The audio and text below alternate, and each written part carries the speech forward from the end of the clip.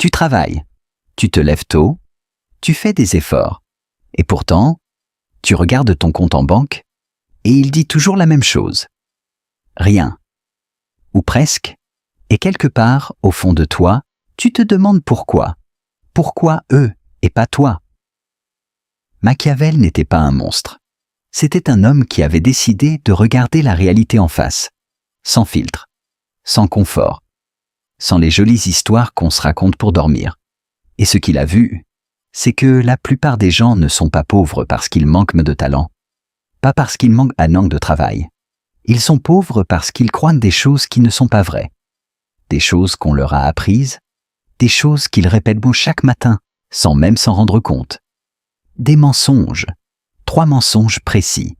Et aujourd'hui, on va les nommer, un par un, sans pitié, parce que tant que tu ne vois pas la cage, tu ne peux pas en sortir. Avant de commencer, je veux que tu comprennes quelque chose d'important. Ce que tu vas entendre ne va pas te faire du bien au début. Ça va peut-être te mettre en colère. Ça va peut-être te faire résister, et c'est normal, parce que le cerveau humain est câblé pour protéger ses croyances, même celles qui le détruisent. Surtout celles qui le détruisent. C'est ce que les psychologues appellent la dissonance cognitive. Quand une vérité menace ton identité, ton cerveau la rejette avant même que tu aies eu le temps de l'évaluer. Alors, je te demande juste une chose. Reste. Écoute et laisse les mots faire leur travail. Parce que ce script ne va pas te vendre un rêve, il va te montrer une réalité. Et cette réalité, si tu l'acceptes vraiment, elle peut tout changer. Le premier mensonge. Tu te dis que le travail dur mène à la richesse. Répète ça avec moi une seconde. Le travail dur mène à la richesse? Ça sonne bien, non? C'est propre, c'est moral. C'est ce que ta mère t'a dit. C'est ce que ton professeur t'a enseigné. C'est ce que la société t'a vendu depuis que tu es en âge de comprendre les mots. Et c'est faux. Pas partiellement faux. Pas faux dans certains cas. Faux de manière structurelle. Faux comme système. Faux comme promesse. Regarde autour de toi. Les personnes les plus pauvres que tu connais, est-ce qu'elles ne travaillent pas dur? Les femmes de ménage qui se lèvent à 5 heures du matin. Les ouvriers qui portent des charges qui brisent le dos.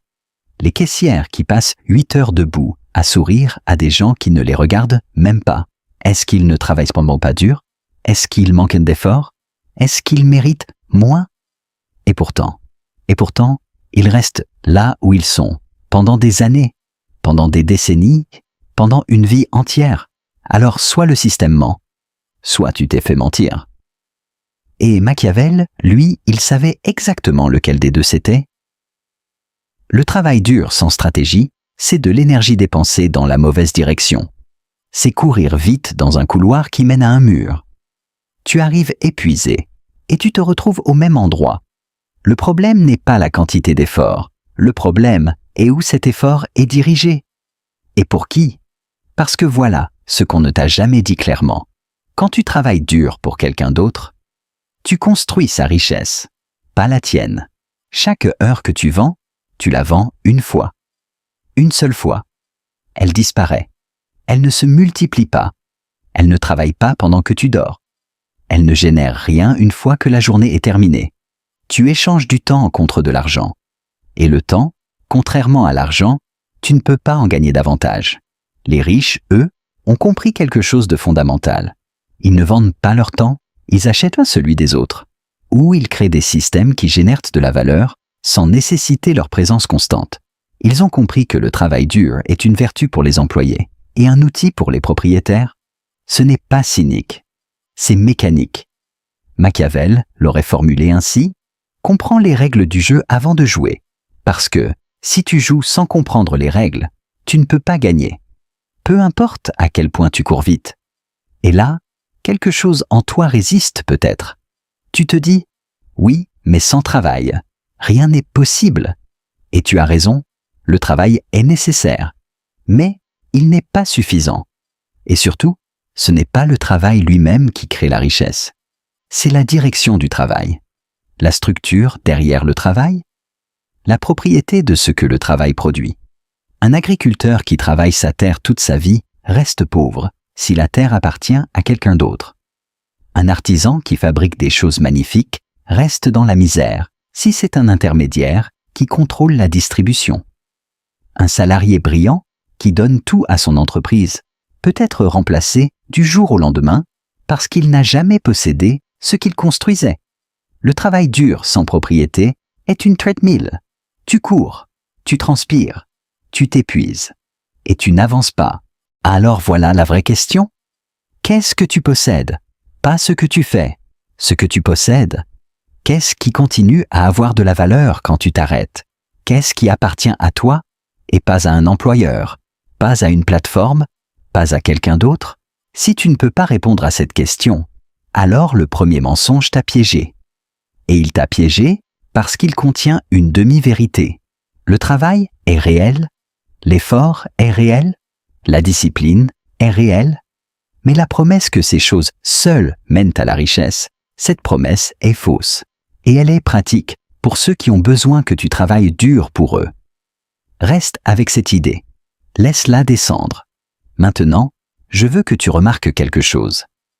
Quand tu as entendu que le travail dur ne mène pas automatiquement à la richesse, une partie de toi a peut-être ressenti quelque chose d'étrange. Un mélange de soulagement et de peur. Soulagement parce que tu as toujours senti que quelque chose clochait dans cette promesse. Peur parce que si ce n'est pas le travail qui sauve, alors qu'est-ce que c'est? Et c'est exactement là que le deuxième mensonge entre en jeu. Le deuxième mensonge? Tu te dis que tu n'es pas fait pour ça. Celui-là est plus silencieux. Il ne se dit pas à voix haute. Il ne se dit même pas en mots la plupart du temps. Il se dit en sensation, en hésitation. En moment où tu vois quelqu'un réussir et où, avant même d'avoir eu le temps de l'analyser, tu penses intérieurement. Oui, mais lui c'est différent. Oui, mais elle a eu de la chance. Oui, mais eux, ils ont des connexions, un capital de départ, une famille, quelque chose que moi, je n'ai pas. Ce mensonge est le plus dangereux parce qu'il se déguise en lucidité. Il se présente comme du réalisme, comme de l'humilité. Et il te détruit doucement, proprement, sans que tu t'en rendes compte. Machiavel parlait de ce qu'il appelait la fortune et la vertu. La fortune, c'est le hasard, les circonstances, ce que la vie t'apporte ou ne t'apporte pas, et la vertu, c'est la capacité à agir, la force intérieure, la volonté de façonner les événements plutôt que d'en être façonné. Et son observation était la suivante. Les hommes qui réussissent ne sont pas ceux qui ont eu la meilleure fortune. Ce sont ceux dont la vertu était assez forte pour transformer même une mauvaise fortune en opportunité. Mais voilà ce que le deuxième mensonge fait à ta vertu. Il l'étouffe avant qu'elle puisse s'exprimer. Il te convainc que les dés sont jetés, que les cartes ont été distribuées avant ta naissance, que certains sont faits pour les grandes choses, et d'autres pour les regarder de loin. Et tu sais d'où vient ce mensonge? Il ne vient pas de tes ennemis, il vient des gens qui t'aiment.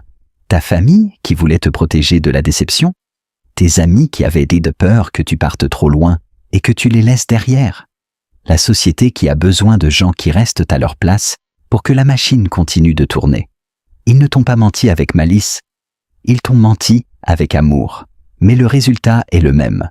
Tu as intégré une limite qui n'existe que dans ta tête. Pense à ça. Le plafond que tu vois n'est pas réel. Il est psychologique. Il est fait de phrases entendues dans l'enfance, de regards reçus quand tu osais rêver trop grand, de comparaisons qui t'ont appris que tu étais dans la catégorie du milieu, pas dans celle du haut. Et ce plafond imaginaire est plus efficace que n'importe quelle contrainte réelle. Parce qu'une contrainte réelle, tu peux la voir, la contourner, la briser, mais une contrainte que tu portes à l'intérieur de toi, tu ne la vois même pas. Tu la vis comme la réalité. Il y a une étude fascinante en psychologie comportementale. On a mis des puces dans un bocal. Elles sautaient. Elles frappaient le couvercle, encore et encore. Et puis, après un moment, elles ont arrêté de sauter aussi haut. Elles se sont adaptées à la hauteur du couvercle. Et quand on a enlevé le couvercle, elles n'ont plus jamais sauté plus haut. Le couvercle avait disparu, mais elles le portaient toujours à l'intérieur d'elles. C'est toi, c'est moi, c'est la majorité des gens. Quelqu'un ou quelque chose a mis un couvercle à un moment de ta vie. Et tu as arrêté de sauter. Pas parce que tu ne peux pas, parce que tu as conclu que c'était inutile. Machiavel dirait, le plus grand ennemi du prince n'est pas l'ennemi extérieur. C'est le doute intérieur. Parce que l'ennemi extérieur te force à te battre. Le doute intérieur te paralyse avant le combat. Et je veux être direct avec toi maintenant. Il n'existe pas de profil génétique de la réussite. Il n'existe pas de famille prédestinée à la richesse. Ce qui existe, c'est des gens qui ont brisé leur couvercle imaginaire à un moment donné. Souvent après une douleur. Souvent après une humiliation. Souvent après avoir touché le fond et décidé que le fond n'était pas leur adresse permanente. La différence entre quelqu'un qui réussit et quelqu'un qui reste bloqué n'est pas le talent brut. Elle est dans la décision. La décision que le couvercle n'existe pas, la décision que les règles du jeu peuvent être apprises, la décision que la place où tu es né n'est pas la place où tu mourras. Cette décision, elle ne te rend pas arrogant, elle te rend libre, et la liberté fait peur, parce qu'elle vient avec la responsabilité. Si le couvercle n'existe pas, alors ta situation est ta responsabilité. Et c'est inconfortable. C'est même douloureux. Mais c'est aussi la seule voie qui mène quelque part. Tant que tu te dis que tu n'es pas fait pour ça, tu donnes ton pouvoir à quelque chose à l'extérieur de toi, à ta famille d'origine, à ton éducation, à ton pays, à ta couleur de peau, à ta chance. Et ces choses existent. Elles ont un impact réel. Personne ne dit le contraire. Mais elles ne sont pas des sentences définitives. Elles sont des points de départ. Différents pour chacun, mais des points de départ, pas des destins. Le deuxième mensonge te vole quelque chose d'irremplaçable. Il te vole ta capacité d'agir. Et sans cette capacité, peu importe combien tu travailles, tu resteras dans le même cercle. Laisse ça descendre encore une fois. 2 mensonges. 2 cages invisibles. Et tu les portes probablement depuis des années sans les voir. La troisième, elle est celle la plus subtile, la plus profonde. Et d'une certaine façon, la plus cruelle. Mais avant d'y arriver, je veux que tu remarques quelque chose en toi en ce moment. Est-ce que tu résistes? Est-ce qu'une voix intérieure dit « Oui, mais dans mon cas, c'est différent » ? Est-ce qu'il y a une partie de toi qui veut défendre ses croyances? Si oui, c'est bon signe. Ça veut dire qu'on touche quelque chose de réel. Ça veut dire que ces mots atteignent les endroits où les mensonges sont cachés. Et c'est exactement là que la transformation commence. Le troisième mensonge. Tu te dis que l'argent c'est compliqué. Ou peut-être que tu te dis que l'argent c'est sale, que les riches sont des profiteurs, que vouloir plus c'est de la cupidité, que les gens bien ne pensent pas à l'argent, que ça viendra naturellement si tu fais bien ton travail. Ce mensonge est le plus sophistiqué parce qu'il contient des éléments vrais. Certains riches sont effectivement des profiteurs. Certains systèmes sont effectivement injustes. Certains comportements liés à la richesse sont effectivement répréhensibles. Mais le mensonge est de conclure de tout ça que l'argent lui-même est problématique, que le désir de richesse est une faiblesse morale, et que donc, inconsciemment, tu dois t'en tenir éloigné. Machiavel avait une formule que je trouve absolument brillante dans sa brutalité. Il disait que la fortune est une femme, et qu'elle favorise ceux qui l'approchent avec audace, plutôt que ceux qui l'attendent avec prudence. Ce qu'il voulait dire, dans un langage moderne, c'est que la richesse ne vient pas à ceux qui la respectent de loin. Elle vient à ceux qui la comprennent, qui en étudient les mécanismes, qui décident délibérément de la rechercher et qui ne se sentent pas coupables de la vouloir. Parce que la culpabilité autour de l'argent est l'un des blocages les plus puissants qui existent, et il vient de partout. Des religions qui ont diabolisé la richesse matérielle pendant des siècles, des cultures qui associent l'humilité à la pauvreté, des familles où parler d'argent était tabou, vulgaire ou honteux. Tu as grandi dans un contexte où l'argent était soit quelque chose qu'on n'avait pas, soit quelque chose dont on ne parlait pas, soit quelque chose que les mauvaises personnes avaient trop. Et sans t'en rendre compte, tu as intégré une relation toxique avec lui. Tu veux de l'argent. Mais tu veux aussi être une bonne personne. Et quelque part dans ton subconscient, ces 2 désirs sont entrés en collision. Et ton cerveau a résolu le conflit de la manière la plus simple qui soit, en sabotant tes chances d'en avoir. C'est ce qu'on appelle l'autosabotage financier. Et il prend des formes tellement variées que tu ne le reconnais pas toujours. C'est dépenser avant d'épargner. C'est refuser une opportunité parce qu'elle semble trop belle. C'est ne jamais négocier son salaire parce qu'on ne veut pas paraître cupide. C'est investir sans conviction, donc investir mal. C'est avoir peur du succès parce que tu ne sais pas qui tu serais avec lui. Et en dessous de tout ça, il y a cette croyance fondamentale. L'argent, c'est compliqué pour moi. L'argent, c'est pour les autres. L'argent viendra peut-être un jour, mais ce n'est pas à moi de le chercher activement. Machiavel n'aurait eu aucune patience pour ça. Il aurait dit que se cacher derrière la morale, pour éviter d'agir, c'est le privilège des lâches. Que les hommes qui prétendent ne pas vouloir le pouvoir ou la richesse sont soit des menteurs, soit des imbéciles. Et que dans les deux cas, ils méritent leur médiocrité. C'est dur à entendre, mais regarde autour de toi. Combien de personnes brillantes, talentueuses, travailleuses, restent financièrement coincées simplement parce qu'elles n'ont jamais décidé de comprendre vraiment comment l'argent fonctionne? Combien évitent de lire sur les finances personnelles parce que c'est trop matérialiste? Combien refusent d'investir parce que ça leur semble trop risqué, trop complexe, trop réservé aux experts? L'argent n'est pas sorcier, c'est un système, un langage. Et comme tout langage, si tu ne l'apprends pas, tu ne peux pas communiquer avec lui.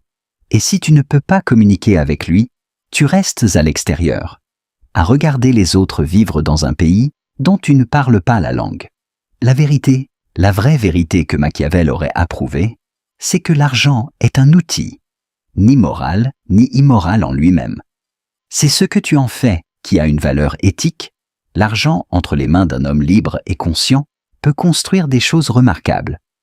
L'argent entre les mains d'un homme coincé dans la peur peut détruire. Mais la peur de l'argent ne te rend pas meilleur. Elle te rend juste impuissant. Et l'impuissance ne nourrit personne. Elle ne protège personne. Elle ne change rien. Le troisième mensonge est peut-être le plus insidieux parce qu'il te donne une identité. L'identité de quelqu'un de bien, de simple, de non corrompu par l'argent. Et cette identité a une valeur sociale. Les gens t'admirent peut-être pour ta simplicité. Tu te sens vertueux dans ta modestie. Mais pendant ce temps, la liberté t'échappe. Parce que la liberté, vraiment, elle coûte quelque chose. Elle coûte du courage. Le courage de vouloir plus. Le courage d'apprendre ce que tu ne sais pas encore. Le courage de te confronter à tes croyances les plus profondes sur ce que tu mérites. Et ce courage-là, ce n'est pas de la cupidité. C'est de la responsabilité envers toi-même. Tu viens d'entendre les 3 mensonges. Le travail dur suffit. Tu n'es pas fait pour ça. L'argent, c'est compliqué ou c'est sale? 3 phrases. 3 cages. Et peut-être une vie entière passée à l'intérieur, sans savoir pourquoi la porte ne s'ouvrait pas. Machiavel disait que le premier pas vers la puissance est de voir les choses telles qu'elles sont, et non telles qu'on voudrait qu'elles soient. Pas telles qu'on t'a dit qu'elles étaient, telles qu'elles sont.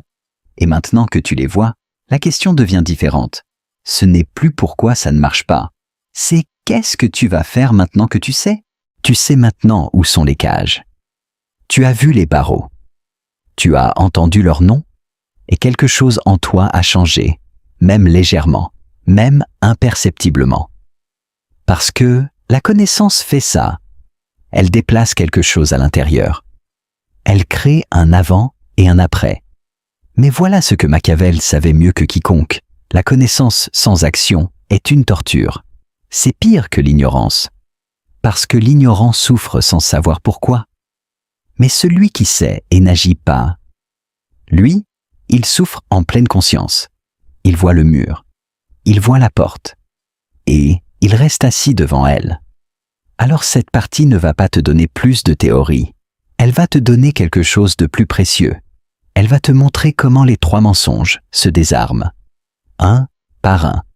Concrètement, dans ta vie réelle, pas dans une conférence de motivation, pas dans un séminaire de développement personnel, dans les décisions que tu prends cette semaine. Cette journée, cette heure. Parce que la transformation n'arrive pas dans un grand moment de révélation cinématographique. Elle arrive dans les petits choix silencieux que personne ne voit. ce que tu fais quand tu es seul. Quand il n'y a pas de public, quand personne ne t'applaudit, c'est là que tout se joue. Désarmer le premier mensonge. Tu te souviens du premier mensonge. Le travail dur mène à la richesse. Et on a vu que ce n'est pas le travail qui manque, c'est la direction, c'est la structure, c'est la propriété. Alors, voilà la question que tu dois te poser maintenant, pas dans un mois. Maintenant, qu'est-ce que je construis qui m'appartient vraiment? Pas ce que tu fais pour quelqu'un d'autre, ce que tu construis pour toi. Un actif, une compétence monnayable que tu contrôles, une audience, un savoir que tu peux vendre directement, un système qui génère de la valeur même quand tu ne travailles pas. Et là, la plupart des gens vont dire « Oui, mais je ne sais pas par où commencer ». Et cette phrase est elle-même un piège, parce qu'elle présuppose qu'il faut savoir tout le chemin avant de faire le premier pas. Ce n'est pas comme ça que ça marche.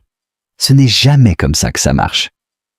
Machiavel observait les princes qui réussissaient, et ce qu'il notait n'était pas qu'ils avaient un plan parfait, c'est qu'ils avaient le courage d'agir avec des informations incomplètes. Que l'action précédait la certitude. Toujours. Sans exception. Le premier pas vers désarmer ce mensonge est de faire un inventaire brutal et honnête. Prends une feuille. Pas métaphoriquement. Une vraie feuille. Et écris 2 colonnes. Dans la première, tout ce que tu fais en ce moment qui enrichit quelqu'un d'autre. Ton travail salarié. Tes heures supplémentaires non payées. Ton énergie donnée à des projets qui ne t'appartiennent pas. Dans la deuxième colonne, tout ce que tu fais ou pourrais faire qui te revient directement, qui te construit quelque chose à toi. Regarde ces 2 colonnes. Honnêtement. Sans te juger, sans te défendre. Juste, regarde le déséquilibre. Et puis demande-toi, si je consacrais ne serait-ce qu'1 heure par jour à la deuxième colonne, qu'est-ce qui se passerait en 1 an? Pas 5 ans, pas 10 ans, 1 an, 1 heure par jour, 65 minutes si tu veux être généreux avec toi-même. Pendant 365 jours. C'est 365 heures de construction de quelque chose qui t'appartient. C'est plus de 2 semaines de travail à temps plein, entièrement dédié à toi. Est-ce que tu peux trouver 1 heure par jour? Pas 2, pas 5. 1. Si tu regardes tes séries le soir, tu l'as. Si tu scrolles sur ton téléphone le matin, tu l'as. Si tu passes du temps à te plaindre de ta situation, tu l'as certainement. Le premier mensonge se désarme par la redistribution de l'énergie, pas en quittant ton travail du jour au lendemain, pas en prenant des risques irresponsables, mais en commençant à construire en parallèle, silencieusement, obstinément, quelque chose qui t'appartient. Et voilà ce que personne ne te dit sur ce processus. Au début, ça semble insignifiant. Tu passes 1 heure sur un projet et tu te dis « c'est ridicule, ça ne mènera nulle part ». Et cette voix, tu dois apprendre à la reconnaître comme l'écho du premier mensonge. Parce que les actifs ne se construisent pas en ligne droite. Ils se construisent de manière exponentielle. Rien pendant longtemps. Et puis, quelque chose. Et puis tout s'accélère. L'erreur que font presque tous ceux qui essaient est d'arrêter pendant la phase où rien ne se voit encore. Ils arrêtent à 3 cm sous la surface. Juste avant que quelque chose commence à pousser. Reste dans la phase invisible. C'est là que tout se construit vraiment. Il y a quelques d'autres choses que je veux te dire sur le travail et l'argent. Quelque chose que Machiavel aurait compris immédiatement, mais que peu de gens osent articuler clairement. La valeur que tu crées et la compensation que tu reçois ne sont pas déterminées par ton mérite. Elles sont déterminées par ta capacité à négocier, par ta capacité à te positionner, par ta capacité à contrôler l'information sur ce que tu vaux. Un médecin en Afrique et un médecin à Genève ont les mêmes compétences. L'un gagne 10 fois plus, pas parce qu'il travaille plus, pas parce qu'il est meilleur, parce qu'il est dans un environnement où sa valeur est davantage reconnue et monétisée. Tu as peut-être une valeur que ton environnement actuel ne sait pas voir. Ou que tu n'as jamais pris la peine de montrer correctement. Le marché ne récompense pas la valeur cachée, il récompense la valeur visible et bien positionnée.